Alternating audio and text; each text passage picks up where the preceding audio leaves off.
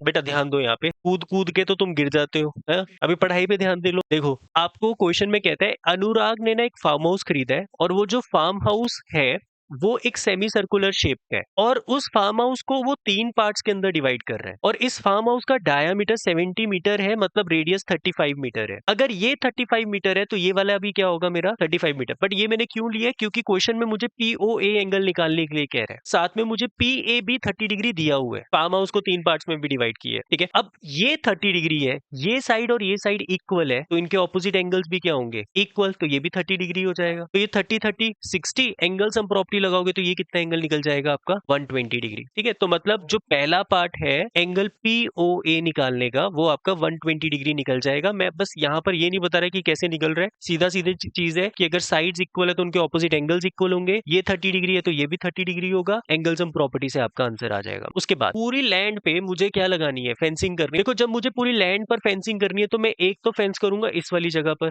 Semi circle की जो boundary है ना, ध्यान दो यहाँ पे, और साथ में ये डायमीटर, तो बस ये दो चीजें लेनी है, मेरा आंसर आ जाएगा। फेंसिंग में साढ़े गोल की आऊगा, साढ़े गोल आऊगा सरकमफ्रेंस आधा, तो एपीबी आर की लेंथ कैसे निकलेगी, पाई आर से, क्योंकि वैसे 2 पाई आर होता है बट पाई आर प्लस ये हो जाएगा 2 आर, है ना। 22/7, रेडियस मेरा 35 है और ये 2 इंटू 35। बेटा स्क्वायर क्यों करूंगा, सरकमफ्रेंस यूज करना है, एरिया नहीं यूज करना, फेंसिंग करनी है। तो ये हो जाएगा 110 प्लस 70, साढ़े गोल किया होगा 180 मीटर, शाबाश। फिर उसके बाद क्या कहते हैं, find the area of the part where mango trees are grown. बेटा वैसे इस क्वेश्चन में हमने तो यहाँ पर नहीं लिखा हुआ था कि कौन से पार्ट में क्या चीज ग्रो हो रहा है, क्योंकि सेम चीज है बेटा कि हमें आम खाने और साथ में गुठलियां भी गिननी है। ठीक है तो पार्ट 1 में मैंगो ट्री ग्रो कर रहे हैं तो मुझे ये वाला एरिया निकालना है। ये वाली लेंथ मेरे पास कितनी दी हुई है 70 मीटर, रेडियस मेरे पास 35 है। ये वाली चीज अगर मैं ज्वाइन कर रहा था तो मैंने ये एंगल निकाल लिया था, ये वाला एंगल कितना निकला था 120 डिग्री। लीनियर पेयर से ये कितना निकल जाएगा, एरिया ऑफ सेगमेंट। तो एरिया ऑफ